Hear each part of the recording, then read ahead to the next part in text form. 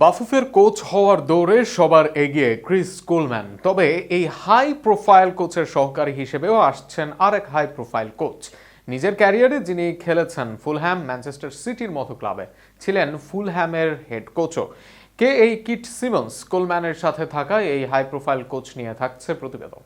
বাংলাদেশ ফুটবলের নতুন যুগের সম্ভাবনা যেন আরও জোরালো হচ্ছে, যেখানে একই সাথে দুই হাই প্রোফাইল কোচ এবার আসছেন বাংলাদেশের ডেরায়।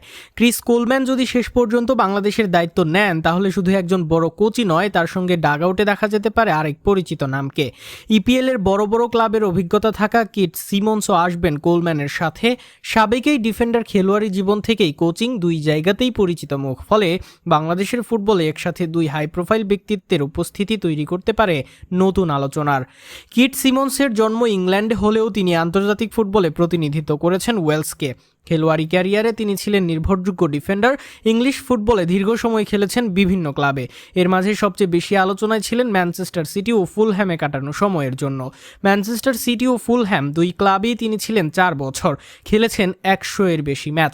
বিশেষ করে ফুলহ্যামে তিনি ছিলেন দর্শকের পরিচিত এক মুখ। কঠিন ডিফেন্ডিং, নেতৃত্বগুণ এবং পরিশ্রমী মানসিকতার কারণে কোচদের আস্থাও পেয়েছিলেন নিয়মিত। খেলোয়াড়ি জীবন শেষ করার পর কোচিংয়েও দ্রুত নিজের অবস্থান তৈরি করেন সিমন্স। ফুলহ্যামের কোচিং স্টাফে কাজ করার পর একসময় ক্লাবটির হেড কোচের দায়িত্বও পালন করেন তিনি। এছাড়াও ক্রিস্টাল প্যালেস, কোলচেস্টার ইউনাইটেডের মতো ক্লাবের দায়িত্বে ছিলেন তিনি। এবার এই কোচই নিজের সহকারী হিসেবে চেয়েছে ওয়েলসের ম্যাজিশিয়ান কোচ কোলম্যান। ক্রিস কোলম্যানের সঙ্গে সিমন্সের সম্পর্কও দীর্ঘদিনের। দুইজনই ওয়েলস ফুটবল সংস্কৃতির সঙ্গে গভীরভাবে জড়িত। কোলম্যান যখন বিভিন্ন দলে দায়িত্ব পালন করছেন, তখন সিমন্সও বিভিন্ন পর্যায়ে তার কাছের সহকর্মীদের একজন ছিলেন। বিশেষ করে 2016 সালেই দুইজন একসাথে কাজ করেছেন ওয়েলসের হয়ে। তাই বাংলাদেশ দলে তারা একসাথে কাজ করলে বোঝাপড়া ও পরিকল্পনার জায়গাটি অনেক শক্তিশালী হতে পারে।